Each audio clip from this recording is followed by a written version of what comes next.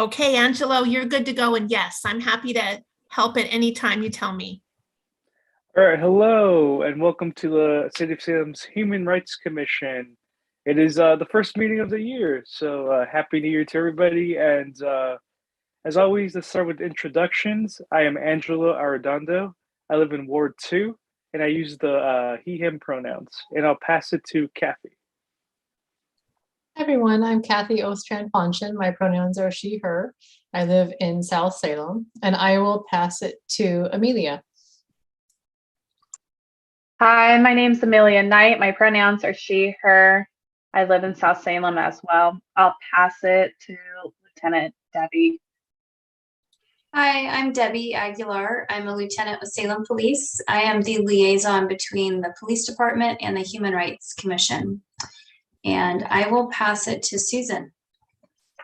I'm Susan McNaught. My pronouns are she, her, and I live in South Salem. And I will pass it to, let's see, who do I get to pass it to? Tricario.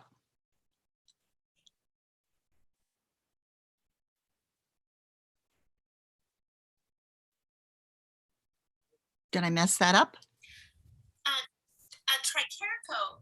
Oh, I'm sorry. No, that's okay. But Tricarico, I don't know if we can hear you. Were you trying to speak? We saw you come on and off mute, but I couldn't actually hear you. Are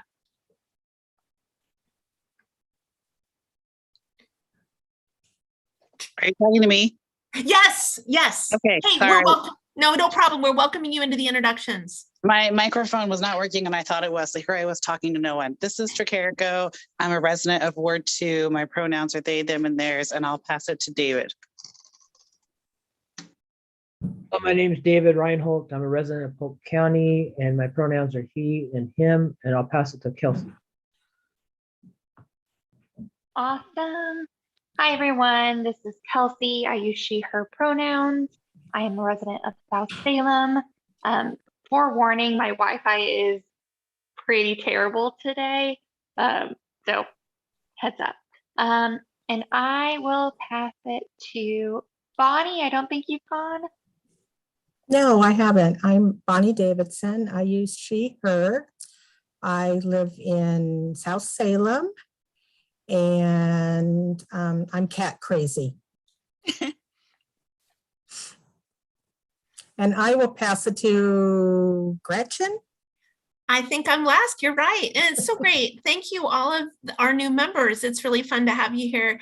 My name is Gretchen Bennett, and I use she, her pronouns, and I'm on the staff team at the Mayor and City Manager's Office. Yeah, and again, thank you and welcome to our new members. And since it is your first official meeting, if you get stuck, don't worry. You can just, ask questions. Feel free to ask questions, and we'll get through this together. All right, we can. Gretchen, do you have any public comment tonight? No, we have none received. Okay, I think we can move on to our consent calendar then. And whenever somebody's ready, can I get a motion to approve the agenda and the minutes?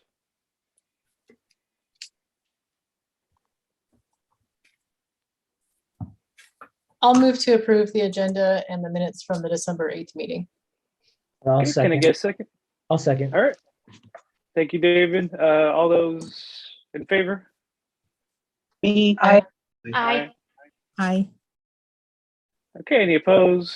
I don't hear any. Okay, those pass.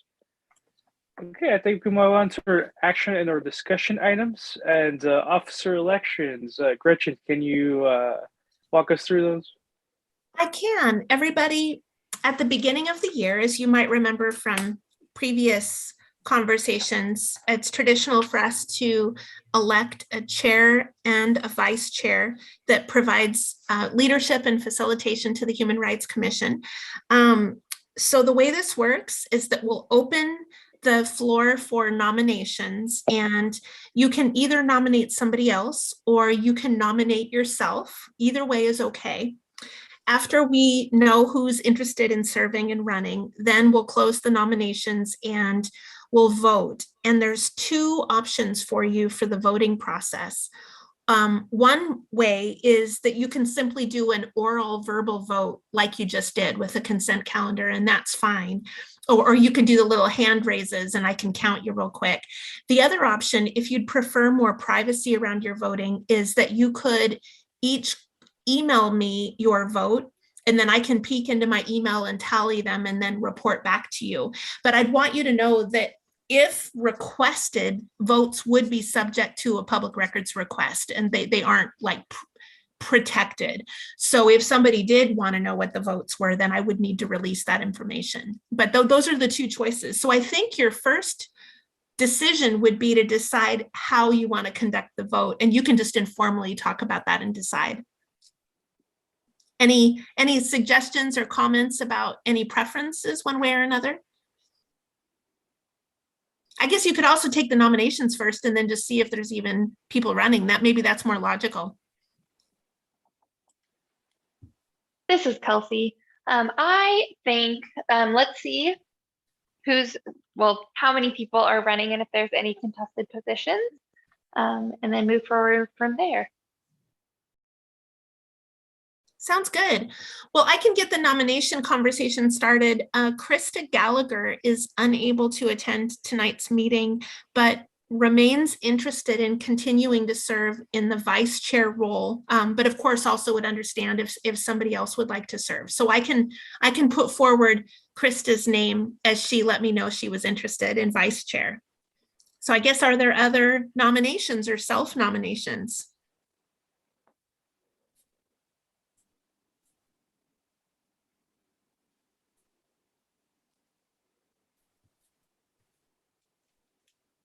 This is Kelsey.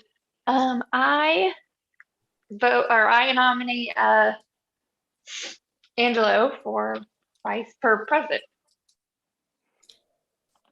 Thank you. Angelo, do you accept?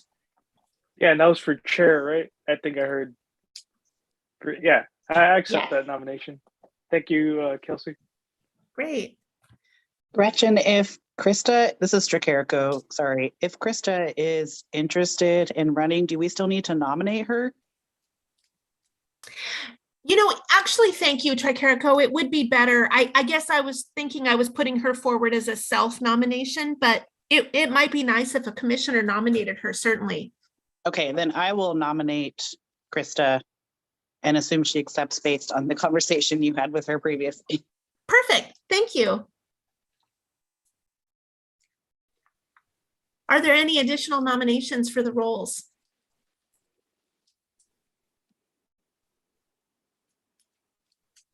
All righty then. Then I think we would want, maybe you'd want to do just verbal then, just to simplify. Any disagreement with that? Nope. Okay, then I think just like the consent calendar, we would need a motion to elect Angelo as chair and Krista as vice chair. Then somebody would second that motion and then we'd vote. So is there a motion to approve the slate?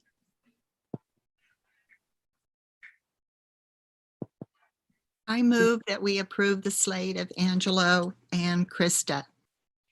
Thank you. Second. Very good. I missed who that was. Is that Amelia? Yeah. Great. Okay, Susan moved and Amelia seconded. Is there any discussion? Great. All those in favor? Aye. Aye. Aye. Okay, motion carries. Angelo, you remain chair, and then we'll let Krista know she's vice chair, and thank you for your service. Yeah, and thank you for voting for me again and nominating me again. And I know I just got elected again, but I do have to point out that this will be my last year as chair. And so start thinking who wants to take over, the chair position next year. And so, just to put that out there. All right, I think we can move on to our new year work plan. This is our big work plan for the year, and it includes our new priorities, if any, and of course, if we're going to retain our current task forces. And I know I just threw those two big agenda items at you, but anybody can start the discussion. This is just an open discussion at this point.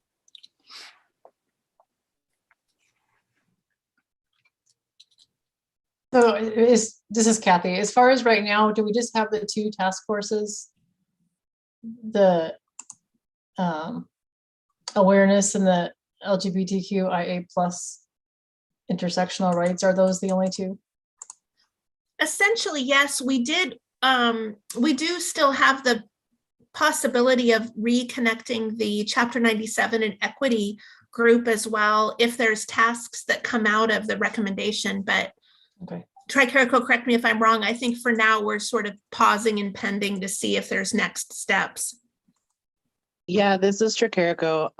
I mean, I'll talk about this in the updates, but since our recommendations were passed, I don't really know what else we would need to do moving forward. And I think I would wait until, we heard back from the city that there was action from us before resurrecting that, because we don't have anything to discuss right now.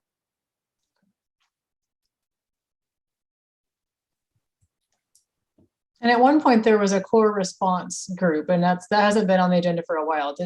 I don't remember the discussion about what happened to that group though.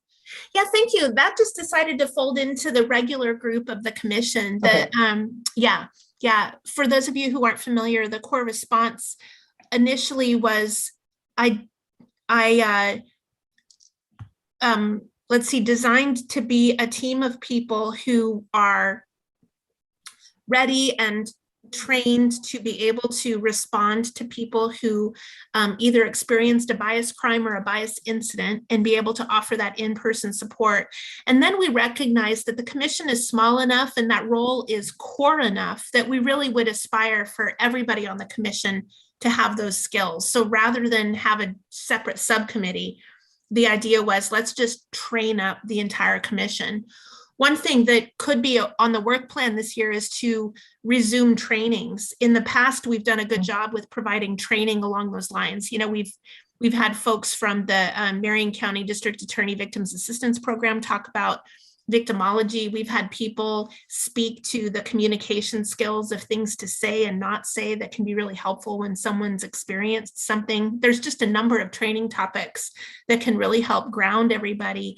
So one idea might be to resurrect the training concept and try to build trainings into the year more frequently.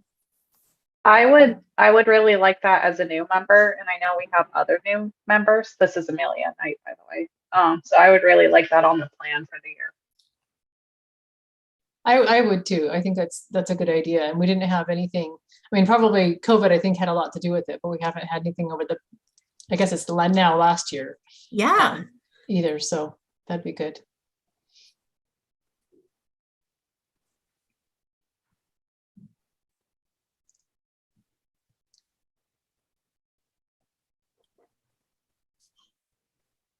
Yeah, Gretchen, how would we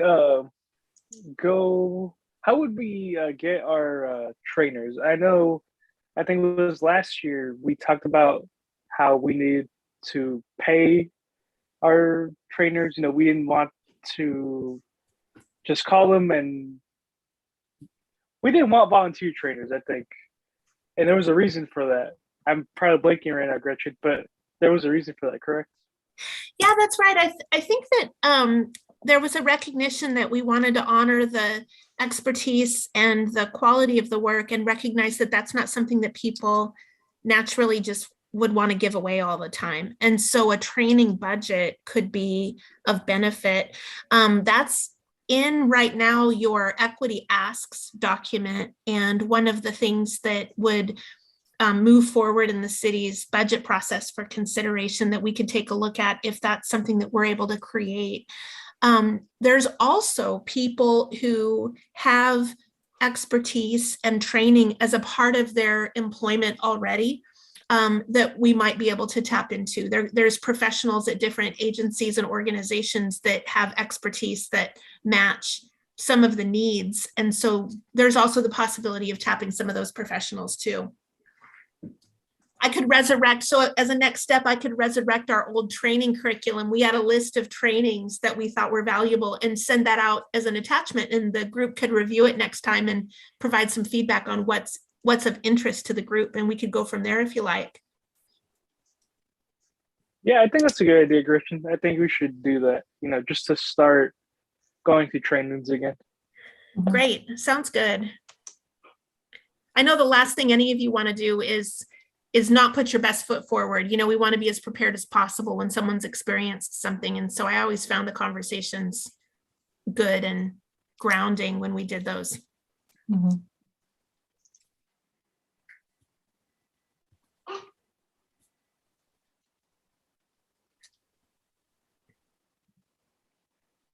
Okay, so we have heard trainings, and we will start the process for those. Let's go pivot back to our task forces. I know that I've heard, correct me if I'm wrong, that we really did want to keep our LGBTQIA plus intersectional rights task force. We really want to keep that one. So Gretchen, do we have to take a vote on that, or do we just have to kind of all agree to keep that task force? You don't need to take a vote on it. So I think it's really smart to check in, because ultimately everybody has limited resources. So reaffirming that, yep, that remains of interest to us makes a lot of sense. I don't know that you don't have to have a formal vote, but to confirm the question makes a lot of sense. Yeah, I think I'll start with Gretchen. Can you remind me who serves on that task force? Sure. I think right now we have here in the room, Tricarico, Kathy, and Amelia. And then from the community, we have Mike and Byron. So there's currently 5 people who serve on the task force. Okay, good. Yeah. Yeah, I would really like that task force to continue. I would like to hear any other thoughts from other commissioners. I agree. I think there's an ongoing need for that. And there's a couple of projects also, the Safe Spaces program that's been worked on. I think that would continue. So yeah, I'd be in support of that.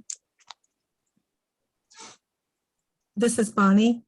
And I know that there have been some issues around, especially the high school out here, Sprague High School. And so I think staying with a task force dealing with the issues is a really important thing. I know that there's been huge challenges as far as, honestly, the kiddos and the parents trying to get their story told about some of the behavior that's been targeted toward especially some of the trans kids at Sprague. And I know Gretchen and I talked about a little bit about in my orientation about how our commission maybe expands awareness out there so that people know that we are a viable alternative when they're dealing with issues. So I don't know if that's a way to, obviously I'm a newbie and I don't want to try to duplicate things that are already being done. But I know of 2 instances where people kind of floundered and weren't sure where to go with the issues they were dealing with, one in a school setting and one in a private business setting. So I know it's tangential to what we're talking about, but also maybe a tad off topic. So that's what I'm thinking.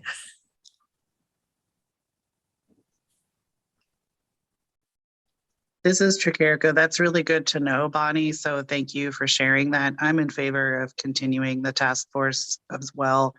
I think we're gonna, we have those projects that we're working on. I think we're gonna see more and more and more good and bad things come up around the issues around LGBTQIA plus folks.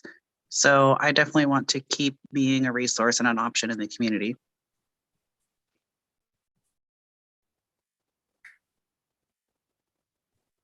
All right, thank you. Let's just hear Susan. What do you think? Seems to me the more resources we have to help folks in the community, the better off we'll be. So I would be in support. Okay, thank you. David? I think the task force has done some great work, so I think we should keep it. Thank you. And then Amelia.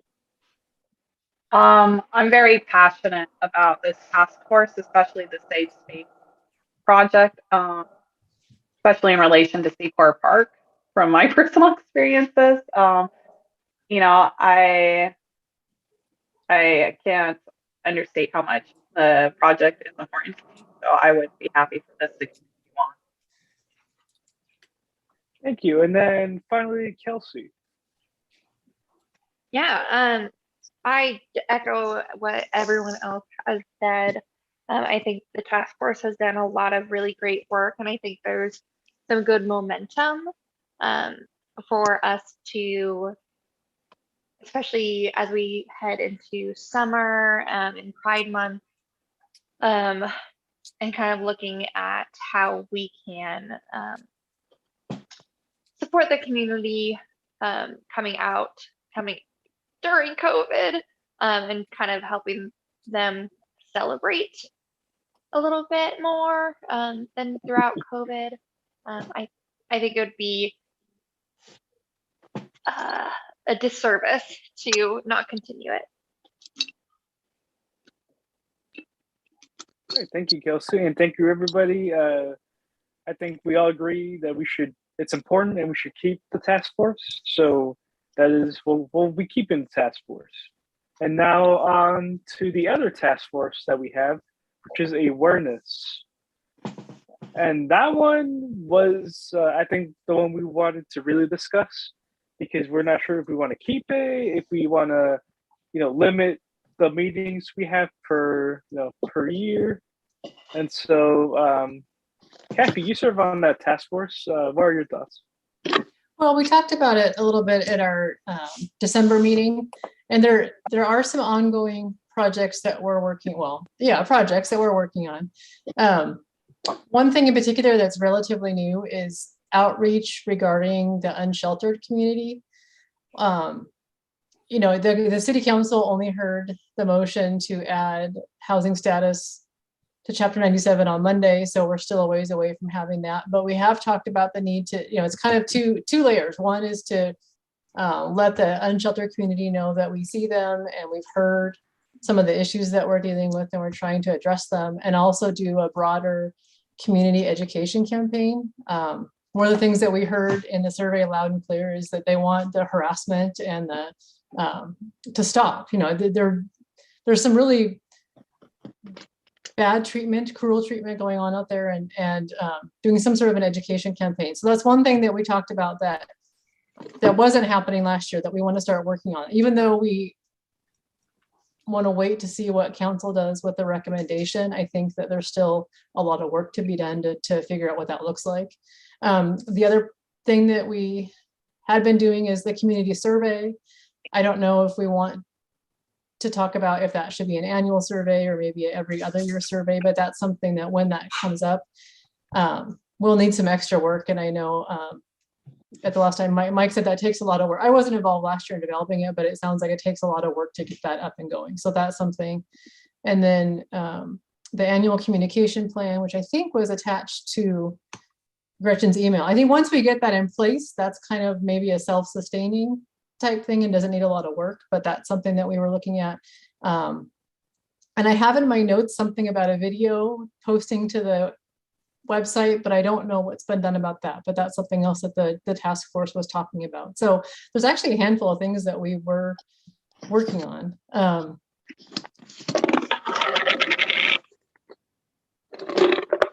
Kathy, thanks. And this dovetails into what I was hearing Bonnie say about the importance of getting the word out to people so that they know that we're a resource.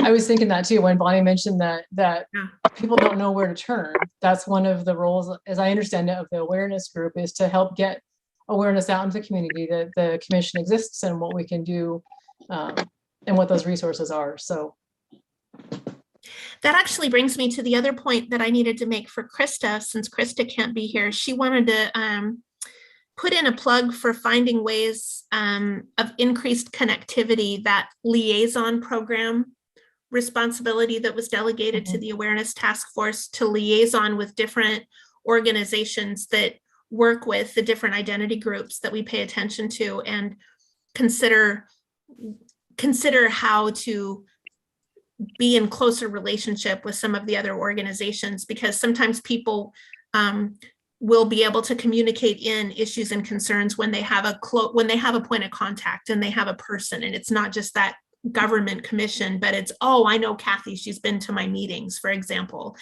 And so, or Krista also wanted to bring up the idea of some sort of community forum, town hall gathering on topics where we can invite the different organizations and just try to increase connectivity. And that might fit with the Awareness Task Force. I know last year the liaison program was delegated to it. So I just wanted to remember to share that for Krista.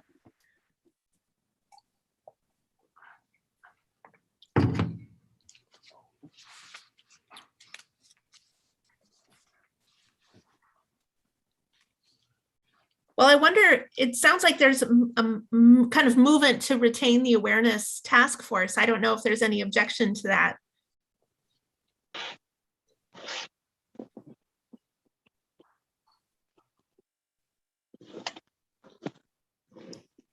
There's currently, I think, 3 members, Kathy, David, and Tricarico.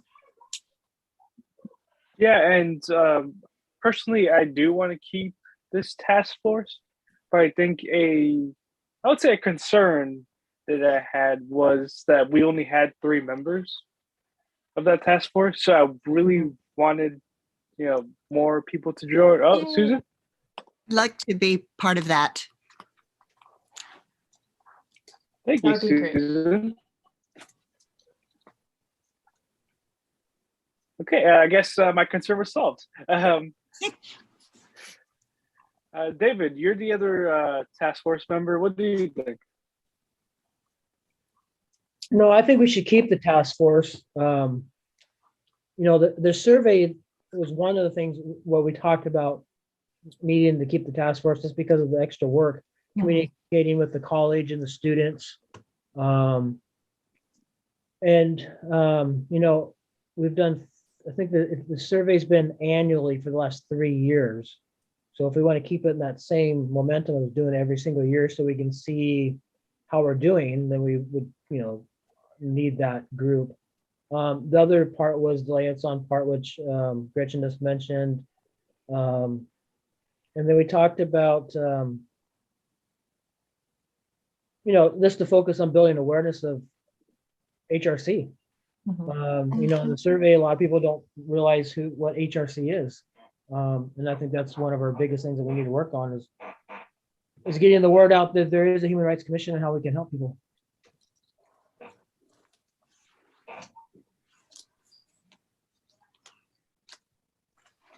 Yeah, thank you, David. Yeah, I agree with the awareness, part. As you know, council voted on our recommendations, and people didn't know about that. They didn't know that, Chapter 97 was going to change. They didn't even know what Chapter 97 was until one of the local papers posted a story about it. And then that's when they, told me, oh, did you hear about this? I'm like, yeah. But they only heard because of the article. And so, yeah, I do think that we need more awareness that the Human Rights Commission exists. And so I believe Tricarico is the other member of that task force. What do you think, Tricarico? Yeah, I'm in favor. My only concern is, do we have a chair for that? Well, not to put Kathy on the spot, but Kathy has expressed willingness. If David declined, and Kathy, go ahead. I don't mean to speak for you. No, I wasn't sure if David might be interested, but if he's not, the task force needs to continue, and I would be willing to fill that role with some help from the rest of the task force to keep it going. I think it's important work, and I don't want to see it slow down. So, yeah. Thank you, Kathy. Yeah, Kathy, I already kind of pre-nominated you. So if you want to take that position, it's yours. And Thank you, Angela. That's fine. That's fine. okay, thank you for your willingness to serve in that capacity. Okay, And thank you, Susan. I'm sorry. Thank you, Susan, for your willingness to join. And if anybody else wants to be involved, I mean, there's always plenty of it's good to have more perspectives in our discussion. So. yeah, and I think it's good to know that you don't need to join right now. You can join at any point during the year. And so if you want to go, just see, view a meeting and then, see what it's all about, feel free to do that. And then if you want to join, feel free to join as well. So yeah, I hear the consensus that we want to keep that task force as well. And so I think if there's no objections, we will do that. And so we'll keep both our task forces. Okay, I think the second part of that was new priorities. Do we have any priorities, new priorities, any existing priorities that will be for this new year? One thing I want to mention, and we might hear more from Gretchen at the updates, but the Equity Asks report, I think it would be helpful to kind of go back and check in on a little more detail on where some of those recommendations are. I know some of them have been worked on, some of them I'm not sure what happened. So Gretchen, you may already be planning on that. I don't know, but I know your time is also very, very busy. So I would want to keep that on, at least on the front page, that we're continually coming back to that. Agreed. And there may be things within that. For example, I don't know if you'd like, we can take a bit we can take that update right now if you'd like, and then that would help inform your work plan conversation if you like. Yeah, so Gretchen, I was gonna just ask that if we could do that, like move our priorities to the last part of the meeting, and so continue the meeting as normal. And then when we hear all of the other updates, we come back to talking about new priorities. Great. Makes sense. Okay, so we'll pause that and we can move on to bias crime update. And I think that's Lieutenant Aguilar. Yes, so I was not here the last meeting, so I have some catching up to do. I have 1 bias crime and 3 bias incidents, and some of them are a little dated because I wasn't here last meeting. So the bias crime happened December 8th, and it occurred in Southeast Salem and was at a business where a customer went in and damaged property while making anti-Middle Eastern comments towards an employee. We actually have suspect information, potential suspect information, so we're actively working that case. The suspect had left the scene prior to us arriving. The 3 bias incidents that we had, the first one was in November 19th. So it's a little bit delayed, even more so than the bias crime. So it happened in Southeast Salem. And it was a business called into the police department saying that they had received a call from an unknown male voice, saying that the male voice was making threatening comments towards LGBTQ individuals, not anyone in particular, just making comments. And it was the resident who took the phone call wasn't really sure why the person would have been calling them and what the connection was. We weren't able to determine if the phone number was local or not, or if the phone number was spoofed. We couldn't identify who the caller was. So that was documented in a report. On November 22nd, so several days later in Southeast Salem, the city had one of our retaining walls damaged. Some graffiti was applied. It was political in nature. So that one was documented as a bias incident, although political affiliation is not contained within the state statute. It is part of the city code, so we included that. December 21st in Northeast Salem, there was a disturbance between neighbors, and one neighbor came onto the other neighbor's property, and there was a verbal argument between the two. It escalated somewhat verbally, and some racial slurs were made. The neighbor was told to leave the property, and we responded out there. Ultimately, the one neighbor, the trespassing neighbor, was trespassed, and we advised to call us back if there were any continuing issues, and have not had any information that that issue has occurred again. Sorry, my cat is deciding to go crazy right now.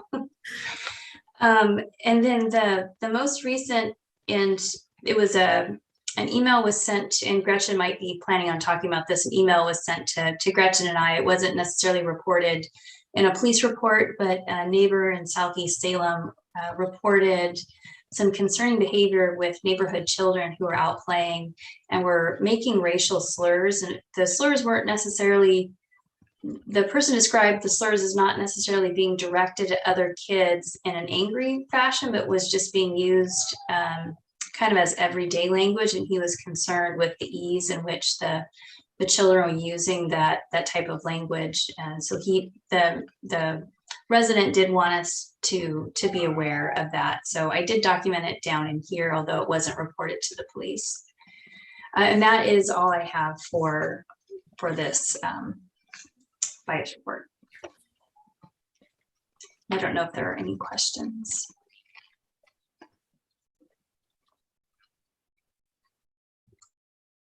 Yeah, thank you, Lieutenant Aguilar. If there's any other questions, I think we can move on to our complaints / concerns of discrimination. Gretchen. Thank you. I had just one other thing to mention, and that is that I had a call from a person who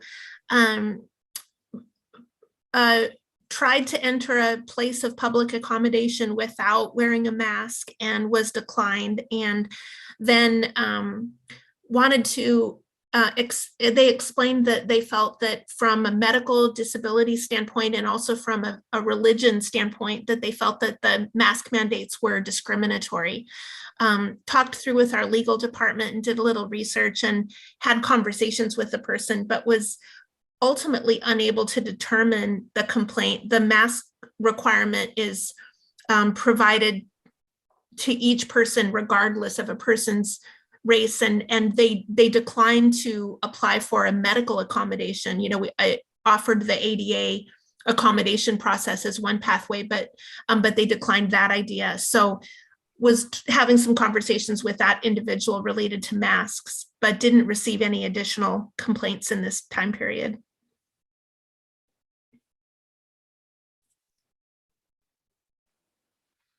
All right, thank you, Gretchen.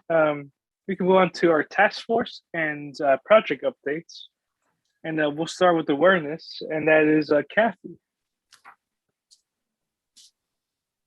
Oh, Kathy, you're on mute. I think I already mentioned what we talked about at the last meeting. The annual communication plan. It's in draft form. So is that something that the full commission needs to look at and review, Gretchen? I know it wasn't an agenda item. No, I think it was just of interest to share it up here is what I remember, to have folks have a chance to see what that's all about. And correct me if I'm wrong, but my understanding is the idea was to identify some sort of recognition for most months of the year. I think we got them covered, where there could be some sort of communication to the community, whether that be social media or something posted on the website. And is that something that staff or you would take care of doing at this point once we get the dates identified? It is, but I do welcome if there's any volunteer writers out there. That would be absolutely lovely. So if anyone is interested in helping with that, don't hesitate to let me know. But yeah, that's generally something that I work on. And one thing we talked about, and I see that you've added it. One thing we talked about in our task force meeting was when we're talking about communication to the unsheltered community, adding something there. And I see that you did add that in January. There's the annual point in time count. And in November, David found National Homelessness Awareness Month. So those might be opportunities to increase communication around the unsheltered community. In December, I think it was on Human Rights Day, Gretchen sent out the year in review of all the activities that the commission did last year. So that was good. We talked a little bit about the community survey, and I don't remember what we talked about. When would work on that need to start if we were going to do it on an annual basis? Kathy, that's a great question. I should reach out to the professor, hearing the interest in continuing this work again, and then find out what the timeframes are. It's varied a little bit based upon the class that's able to work with us and their schedule. So I can find out before the next task force meeting. Okay.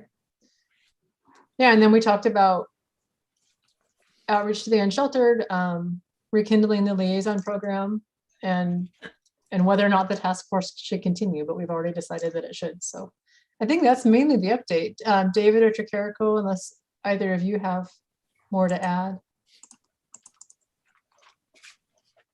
No, I think you covered it pretty well. Yeah, it was good. Thank you, Kathy.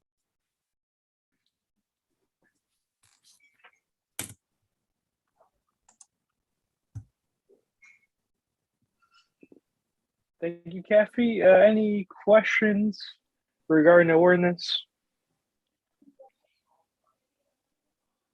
Hearing none, I think we move on to our equity ask reports and Gretchen. Yeah, very good. So I have been working slowly but surely on our equity asks tracker, as I've started to call it, and I just attempted to share my screen. How did that work for folks? Mhm. Great. Okay, very good. So I added a little bit of description at the beginning of what we're doing, what we did, and then I'll slow down after I talk about the overall content or overall structure, but wanted to introduce you to the structure. I put them in the categories that we discussed at an earlier meeting. So the first section are items that are in progress. The second section is things that are happening on an ongoing kind of a way. The third section are things that I don't believe have been started yet. And the fourth section is what I call uncertain of status. I just don't know. And where I'm at with the uncertain of status is I'm chasing down additional information. I've been talking with different colleagues and just recently set the document to our diversity, equity, and inclusion new coordinator position to ask for his help, because I know he's working on a lot of things already at the city. And so I think he can help me with some updates. So I'll go back through. So for example, in progress, I need to check on the city boards and commissions demographic information, because I know the analysis was being completed by the student during December. And so it won't surprise me if that's either in my email and I haven't opened it yet, or if it's on its way, because that should be pretty close to being complete. I need to see what data we have right now around grants and resources. I've requested some information and need to see back. Let's see. The revision to Chapter 97, Tricarico is going to talk about in a moment. Police reform topics, Lieutenant Aguilar reported back to the commission and shared the strategic plan update at a previous meeting. We've got some measurable tools that we're working on right now. We have pieces within Title VI, and we have the Housing and Community Development Annual Action Plan are examples that do kind of a need-based assessment and then use those things to drive policy decisions. There's some examples of proclamations. Let's see.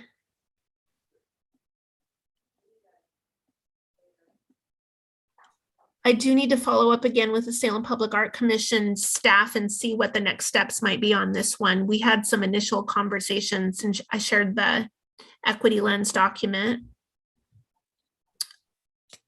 There have been some land acknowledgements shared at meetings and also some expression from some in the community of not being in favor of that approach. So that's been interesting.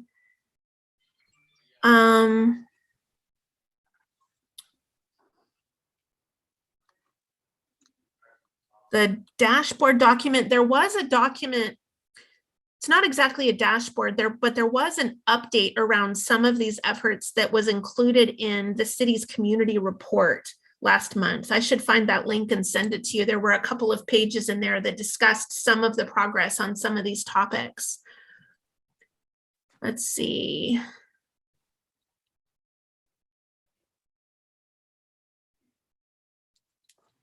I struggle a little bit without having the document itself in front of me.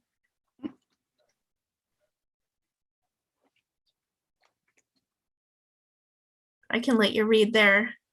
The city updated its Title VI plan in December, which Title VI is the Civil Rights Act, which speaks to no discrimination.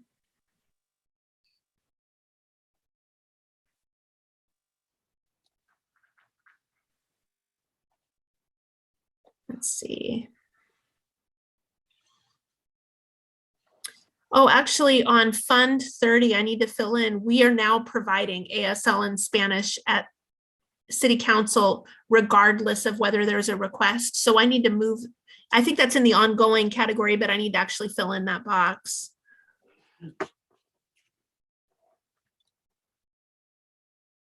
Under Represent 37, aim to have more representation on the committees, councils, or boards. I think when we get the analysis back from the student who did a demographics analysis, they were going to bring forward where there's maybe some large gaps.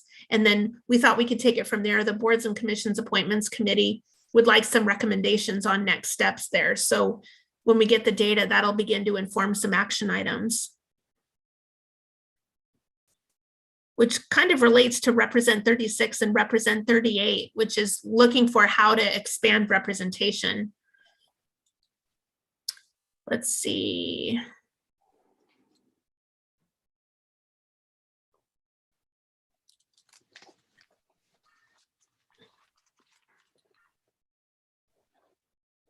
So what I was going to try to do is fill in more of these open gaps, and then I can send this out to you. I just don't want to be incorrect with gaps, you know, too early. And so I wanted to get it as complete as I could. The other, I guess the other thing that's happened more recently is that City Council held a roundtable conversation. They participated in a series of roundtable conversations with a consultant to discuss topics related to diversity, equity, and inclusion, just to provide them have chance to have conversation and training. Are there any questions about particular areas?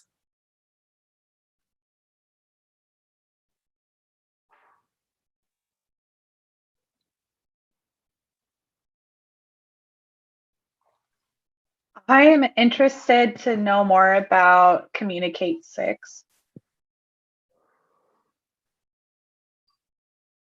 Yeah, that's an interesting topic because it can be, there's some challenges with that one. So I don't know if everybody can read it. It says Communicate 6, proactively condemn white supremacy whenever a related event is happening. Alert our Black and BIPOC communities of the incoming dangers those events might cause. I think that, I haven't looked at that in a little bit, but I think there can be some real challenges with, what's the word? Ensuring our accuracy. It's important to be absolutely accurate about any information that the city provides about an event. So I think that's one of the factors. And then the other factor just starts to be applying an equity lens to communications. that relate to other types of events as well. Like one of the things we have to do is be equitable in how we communicate about larger events. Lieutenant Aguilar, I've got my screen share on, so I don't know if you're interested in commenting on any of that yet. But for me, that's still a work in progress to try to understand exactly how that can, and if it can, play out, I think, in the way it's written.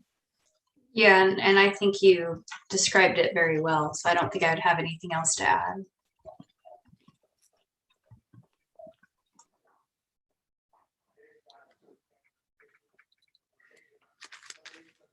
Some of the easy things to do when events happen is to share, like traffic, for example. Like, okay, we understand that we think there'll be people down here, because that's so objective, you know? Yeah.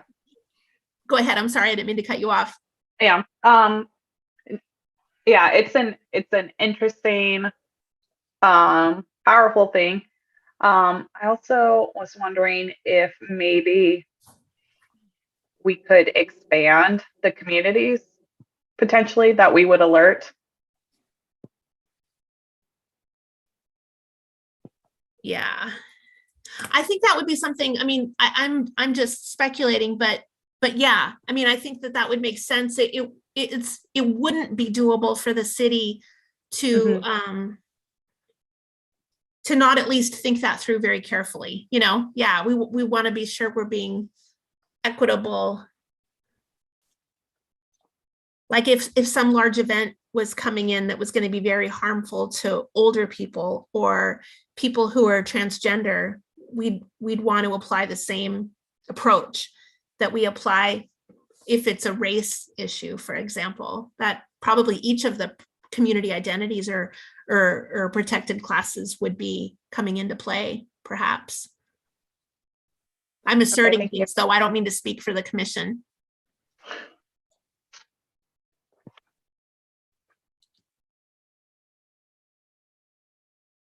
Other questions or discussion?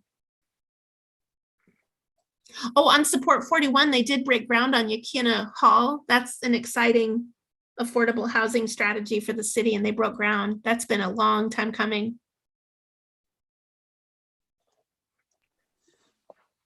I have a question about one of the things that you mentioned, and I noticed it at the beginning of the meeting. We don't have ASL interpretation here without Krista, but I'm wondering if that's something would it be possible to do that for our meetings too, as the Human Rights Commission? I know that the council has it regardless of request. I don't know. I guess it seems odd to me that the Human Rights Commission wouldn't also do the same thing. It's a great question. Probably a couple of things to think about when considering that, because yeah, I mean, it would make sense that you'd immediately want to be as accessible as possible to folks. And certainly it's technically possible. It would just be a matter of providing the budget to pay for it. Mm-hmm. I can predict two questions, and one of them would be just that, would be budget. Cost is generally $400 to $500 per meeting. So we'd have to think through the cost for that.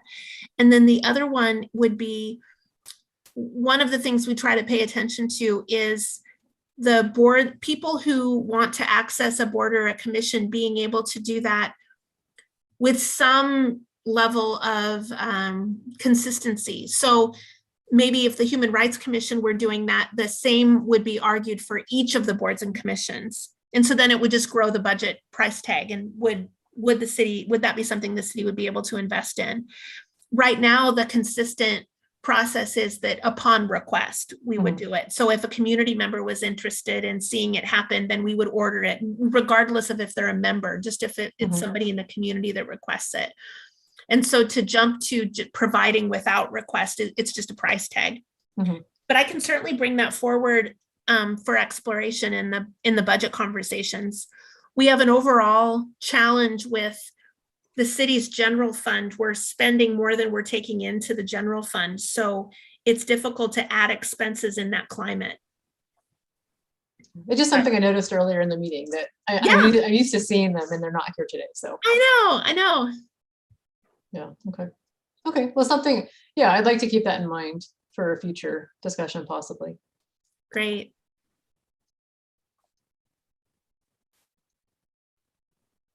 Any other questions or discussion on any of the items? Yeah, Gretchen, I noticed that on Monday's council meeting, they also moved on I think it was the citizens response, the Cahoots model. How's that going? I know they did a motion, but I wasn't sure what the motion did. That's correct. The motion on Monday night, you're right, Angelo, directed staff to come back with a report on actions that could be taken or possible along these lines. So I think staff are underway. I was working on that last year, and then we transitioned that project to another colleague. And so I don't know that I have the very latest up to date. I know back when I was working on it, we were examining the existing assessment resources that are out there and trying to identify a pilot opportunity that was well positioned to potentially take advantage of the federal Cahoots Act. There was a bill from Congressman Wyden that would potentially open up Medicaid dollars. So we were trying to pay attention to how to design something. And there was also a concern about, we have some outreach strategies underway right now. Like, for example, Northwest Human Services is able to go out and be responsive. They have a van and they have some medical and behavioral health expertise, and they can go out and try to assist people in the field, and trying to understand how many of the instances it would be satisfactory to just have that, and then how many of the instances would require another intervention, and whether we have that additional intervention in place. So kind of what does the broader system look like? We were mapping a system with Marion and Polk counties and Northwest Human Services, and at the time United Way, trying to understand where could a pilot best be positioned. And the city at the time set aside, I think it was $135,000 towards the work. And then we recognized that the Oregon legislature directed a resource that they wanted to invest to the counties instead of to cities, and broadened the opportunity for how the resource could be applied. And so the state funding ended up over at the counties, and which makes some sense, because as a health-based strategy and the counties operating health services, you know, that aligned well with county public health and mental health departments. So I think that's kind of when I stopped being staff to it, but that's a very long-winded way to say that on Monday night, the council directed staff to come back with a staff report and an update. So colleagues will be working on that. Can I add, I've been working, can you hear me? I can. Okay, I'm never sure. I've been working just informally with Councilperson Vanessa Nordijk on how and where we can do some community awareness about a Cahoots type model here. And what she posed on Monday was requesting a very, very comprehensive staff report. And it was amended to include services that may be duplicated, so that we have an understanding of, like, Northwest Human Services, other organizations that may be doing some of this work already on a smaller scale, how all these projects could potentially come together without duplicating, without fighting. That's the wrong word, but trying to find a way to cohesively combine the work if we are able to bring in a crisis model, a mobile crisis model. And if any of you have not seen what Vanessa requested, it really is quite a comprehensive request that she's asking, and that the council did approve on Monday.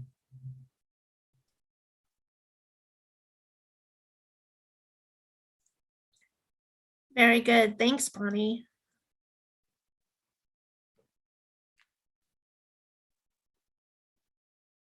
And it dawns on me, maybe, I don't know if folks know the phrase mobile crisis response would be to have people with emergency crisis, behavioral health, often de-escalation skills and training to be able to go and respond to a person who is outside, in the parks, on the sidewalks, and be able to resolve crises and try to help meet people where they are, de-escalate situations, connect people to services. Cahoots refers to the program that's in Eugene that is operated by the Whitebird Clinic down there.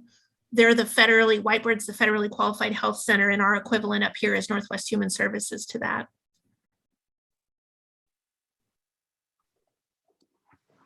Thank you. Yeah.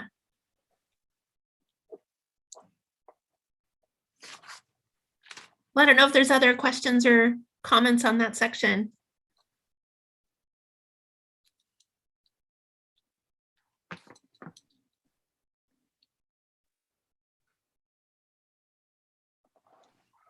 Gretchen, yeah, if I'm hearing no questions, I think we can move on to our equity lenses / chapter 97, and that's trachea. Okay, so like I mentioned earlier, the city did unanimously pass the motion to update the language in chapter 97. Look into making housing status a protected class and remove that clause about exceptions to discrimination based on religious status. So that's really exciting. I'm really glad. So like I said, I don't know that we'll need to meet again unless and until, the city comes back with questions, although I would imagine that would mostly be a discussion for the greater commission moving forward. So I don't anticipate us needing to meet again until we hear back from the city. But thank you, Angelo, for contributing to that article in the Salem Reporter. And I recommend reading that if you want to know more about how that was passed and the stuff that's in it. Anything to add? Anything I missed, Gretchen? Nope, I think that's right. I did check in. I was asked to find out maybe how long it would take before the next step, and staff were uncertain at the time, not sure. So we'll probably hear more before too long, but not sure at the moment about the timeline about when it'll come back. And now is going to be, the amendments will be drafted. Cool, thank you. Yeah. Yeah, thank you, Gretchen, and thank you, Tricarico. Gretchen, I did have a question regarding that. Is there any obstacles that could get in the way of them amending and adding to chapter 97? Well, thank you. That's a really good question. I think it's probably one that I'm not qualified to answer because I don't know what I don't know about it. I think that one obstacle may be if our legal department discovers some issue that's unique to Oregon compared to the other states where it happens, but I'm speculating. I don't know if that's at all an issue. The other obstacle could be if when the draft comes back, council could choose not to vote for it, because this will be step one. The motion that passed Monday was to direct the staff to rewrite the code. But then, of course, so he'll do that and bring back the draft code, and then council will need to vote again. And so I guess the other obstacle would be if they were to decline it. But I can't think of anything else.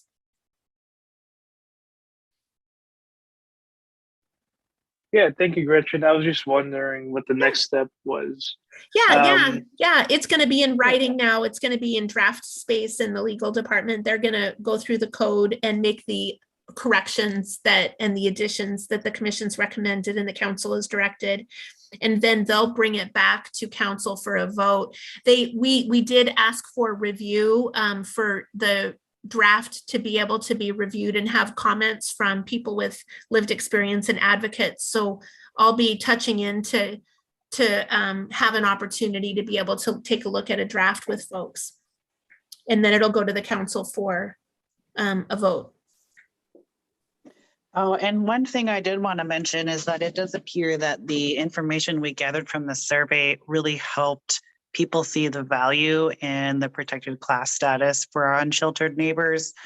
So a big thank you to everyone who helped out with that, because I think that really showed the need for those protections, as well as the ongoing need to advocate for our unsheltered neighbors. When we have that kind of hard proof and testimony, it's a lot easier for us to demonstrate the problem and help people see what needs to happen. So thank you all for your help with that.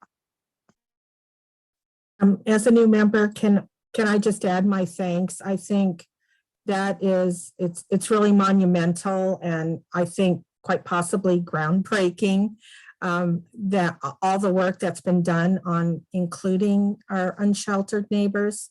So as a newbie who wasn't able to contribute to it, I just want to say I'm really proud of this group, and thank you so much.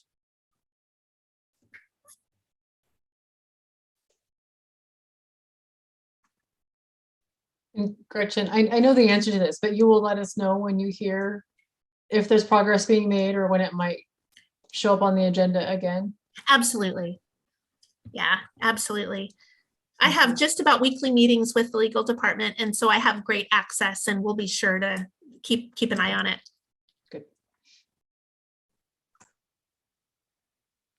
Yeah, and we are always here to assist. So if they need us for anything, we're ready to help as well. Thank you. Okay, so yeah, thanks everybody. If there's no more questions, comments on the Equity Lenses / Chapter 97, I think we can move on to our LGBTQIA+ Intersectional Rights Task Force, and that is Troy Carrico.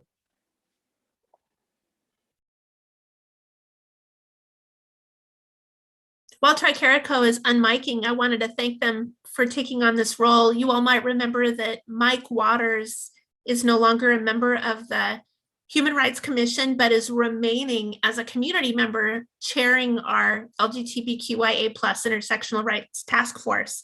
But now that they don't attend these meetings, Tricarico is picking up the role of providing our updates. Thank you, Gretchen. Yes, and thank you for the notes, because I actually wasn't able to attend this last meeting. But they had a debrief on the Transgender Day of Remembrance, mostly noting that we want to slow down for our ASL interpreters, because there's a lot of names that are difficult to spell. So we'll keep that in mind for next time and get prepared for some upcoming July planning for Pride Month. We're still working on the Safe Spaces program. So we've updated that to be Safe Spaces instead of, I think Safe Project or something was what it was before.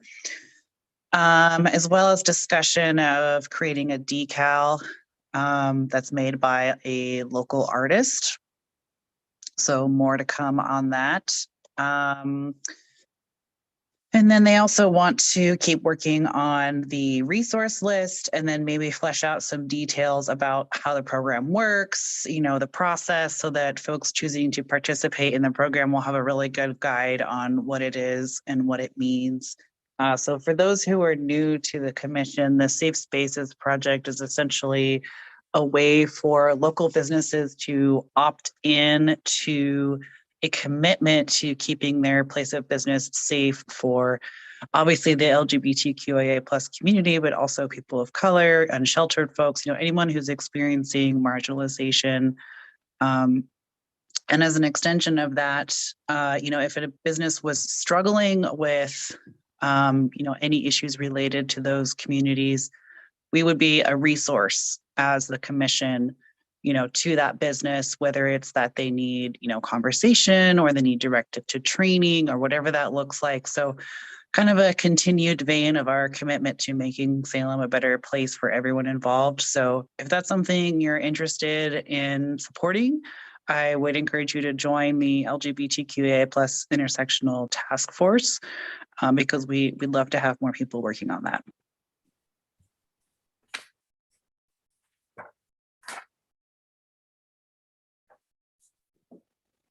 Thank you, Tricarico. Any questions regarding the commission or any of the projects?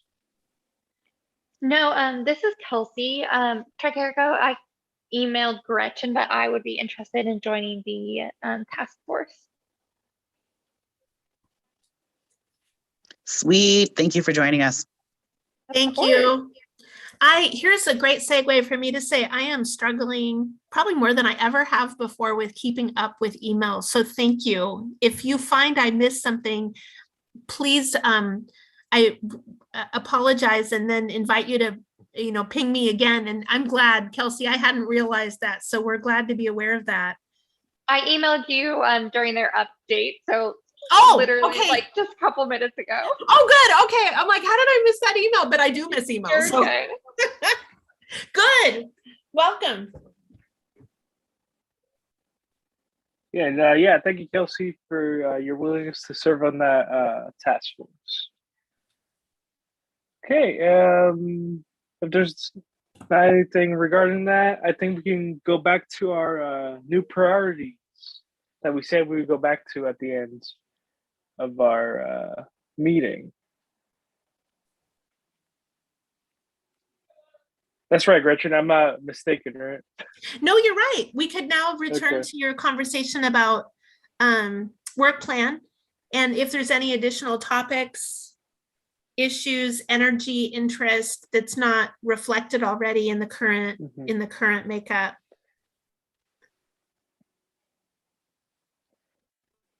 Yeah, I think one thing that I was sharing in the conversations was about helping youth.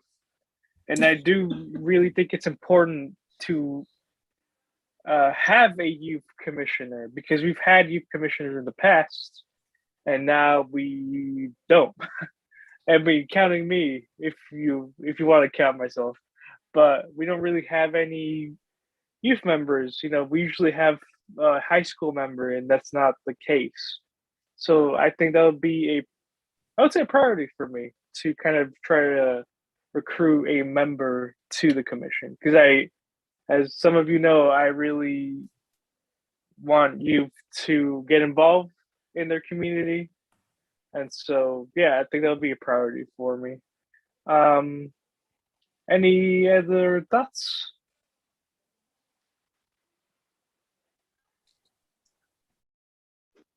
I agree with you, Angelo. Yeah, thank you, Tricarico. Yeah, I think I'll just do what I usually do when I don't want to hear silence. I'll just call on somebody. Kathy, any new priorities, existing priorities that you want to work on this year? Yeah, I feel like with what we've talked about in this meeting, there's a lot going on with the task forces. And I'm sure there are other things. I would like to look more closely at the equity asks tracker after Gretchen fills in the gaps and see maybe some things on there might kind of stick out to me as things we should maybe focus more energy on. I do have a question for you about the youth member. Is that something that we would normally, I don't know who we as staff or whoever would recruit a youth member? How does that work? I know we had one and now we don't. Yeah, so Gretchen, correct me if I'm wrong, but I don't think we necessarily recruit in a sense. We just I personally joined just because I wanted to get involved, but nobody, told me, asked me to join. So yeah, I think that would be one thing that we could look into doing. And we have a specific pathway. You might know that there's 15 slots for commissioners. One of those is actually designated specifically and only for a youth member. If my memory serves me, it's aged 15 to 21.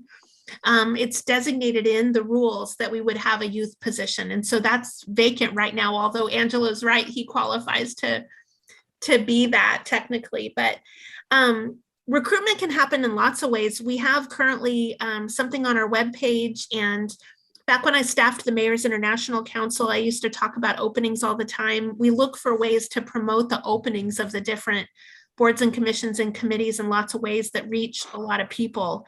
And all of you are also welcome to be spreading the word. We do have some openings on the commission right now. And then, as Angelo said, we have the youth position open as well.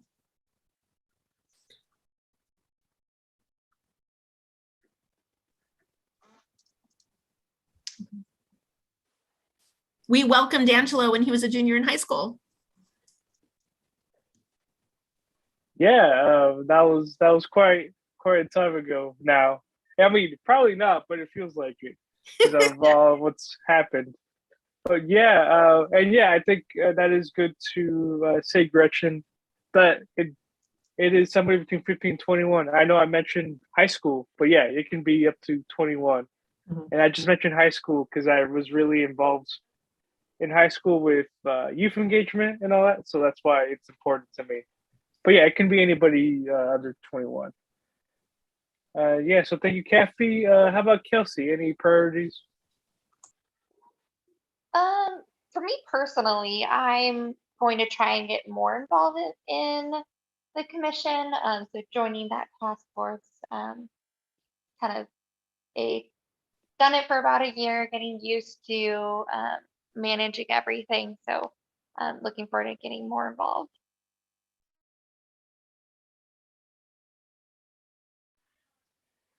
Thank you, Kelsey. Tricarico? Any priorities for this year? Yeah, I mean, I want to keep working on the Safe Spaces project and awareness to kind of get the word out. I really want to be able to do more community involvement. I just worry because, you know, pandemic. So I want to try to make that a priority while being realistic about the fact that we're still in an ongoing pandemic.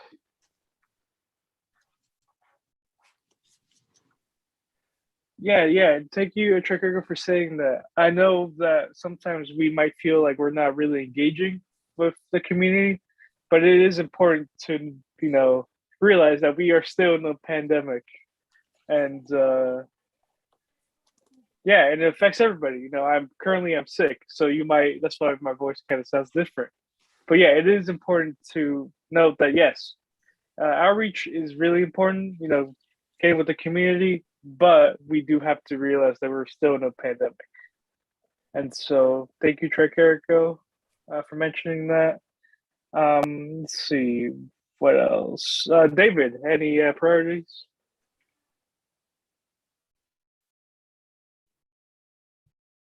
I don't have any personal priorities. I mean, I think we have a good foundation to build upon. And I just think we need to keep building upon what we've been doing.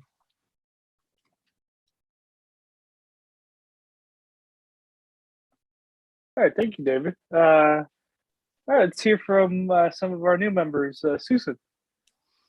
I'm still learning. It sounds like there's an awful lot of good work already being done. So I'm going to put myself on the other committee and continue to learn. Try to make myself worthwhile.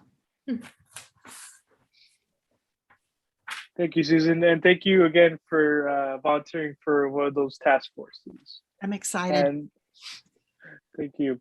And then Amelia, I think you are also going to be a new member of a task force. So what are your priorities? I know the Safe Space project. I'm very excited about it. And I'm also excited to do crisis. That's very powerful. Thank you. Yeah, so I think what I've heard collectively is we will be keeping our task forces. We will work on our projects such as the Safe Spaces project.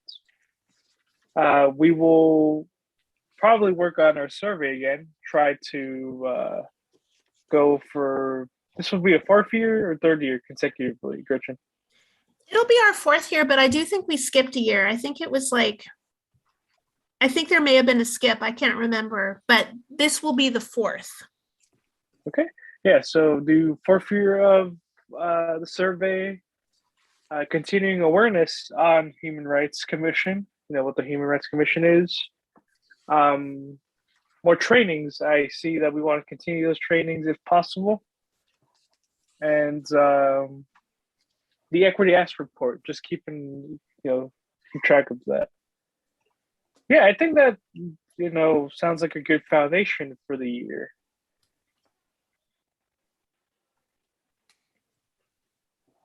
Angela, I have a question, or maybe it's for Gretchen. Would it be,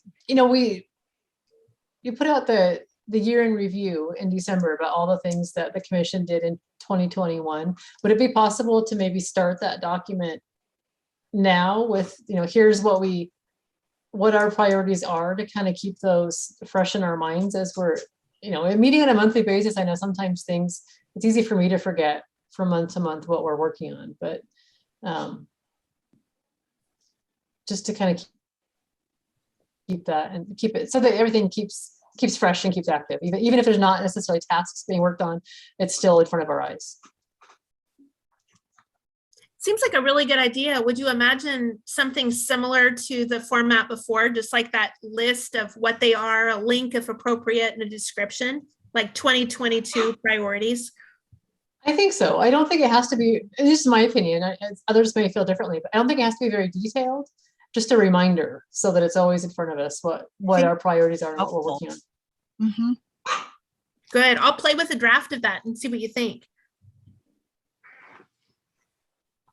All right. Thank you, Gretchen. And yeah, I did forget, and also getting involved in the events if and when possible. I think that was our other priority.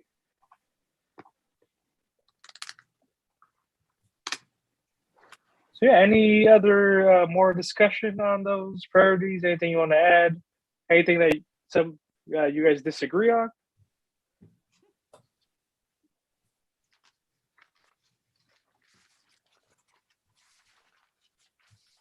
I think this will be a big year for us. We will be launching our Safe Spaces project. Hopefully, we'll be continuing our work with the survey, and just more outreach. And if nobody else has anything, I think we can move on to our staff updates. Thank you. I only had one, and it was just something to point out that the Oregon legislature did last month, which may or may not end up intersecting with our work. I just wanted to point out that it became illegal in Oregon to have a display of a noose. I thought that was interesting. And then the Crown Act passed, which relates to it articulates that there shouldn't be discrimination based upon a person's hairstyle or hair approach. So I just thought I'd point out those things might come into play with work that we do around discrimination and complaints. But other than that, I don't have any other staff updates. Gretchen, wasn't there a law about making sure that all public meetings are accessible virtually? And does that apply to us? Thank you. There was a law passed, and that was even, forgive me for not mentioning that, because that was one of the items on the Equity Asks tracker, was finding ways to continue to have virtual access to meetings. Yes, it does apply to us. And I think the city is working through what that means. I think what I remember from reading the bill is that it says where possible. And so I don't know what the definition is of possible and not possible. But I think what I would understand is if and when we return to an in-person model, that we would want wherever possible to retain that ability to remote in, for because that improves accessibility. And as you know, that's workable in our conference room at the city manager's office. There's definitely some clunkiness with, if you're on Zoom and then there's people around the table, I imagine we'll have to find our way and work out the challenges with visibility. You can't always exactly see everybody around the table if you're on the computer, and vice versa. So we may have some kinks to figure out.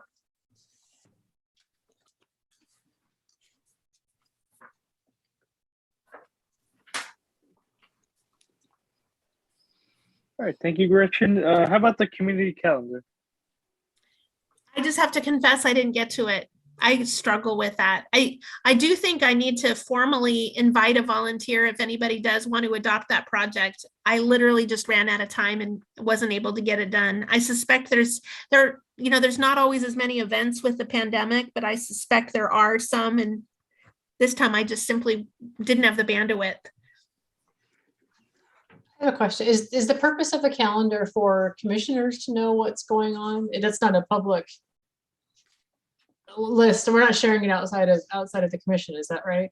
That's right. It was Okay. something that the commission requested a few years ago. We've been doing it for quite a while, and it was so commissioners could be aware of related events and activities, and it really helped, in particular, the awareness task force to know if there were events, for example, where people could go and have an information table or could show up and connect with people who might be interested in our work. So we used to look through events and think, oh, maybe we could have a table here, or people would talk about which events they wanted to go to. Okay. Thank you. Yeah.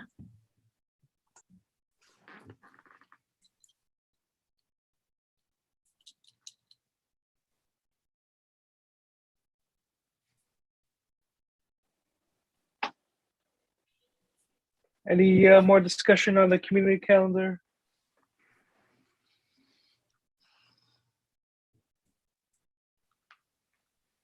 All right, hearing none, I think we can move on to our member remarks and or announcements. If anybody has or wants to say anything, this is your time.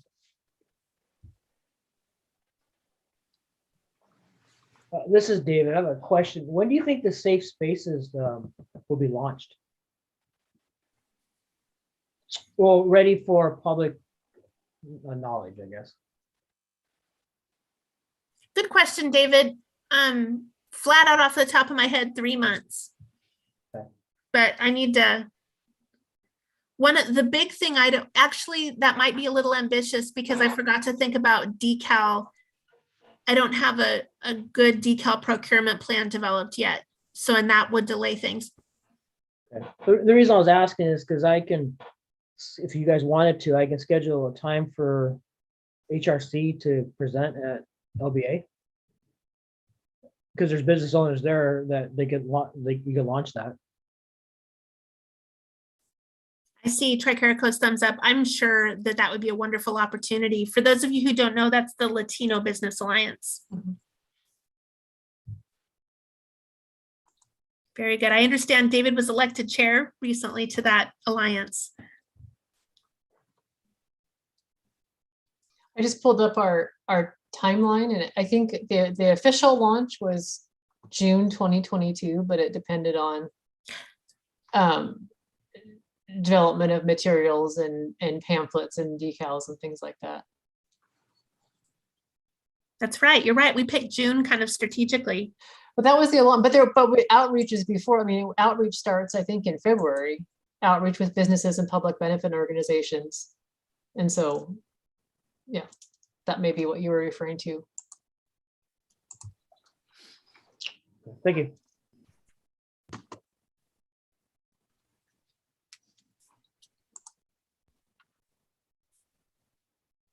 I just want to say thank you to the new members. It's nice to have new faces and new input, and I'm glad that you're here. Thank you for making us feel so welcome.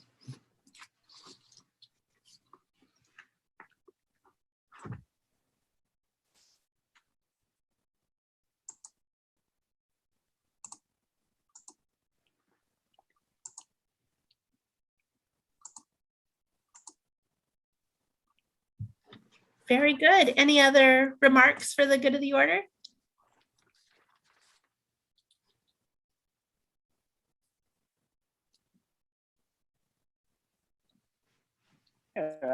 No remarks. If everybody's fine, I think we can adjourn this meeting and everybody stay safe. Thank you. Thank you. Good night. Good night, Have a everybody. good night, folks. Good night, all.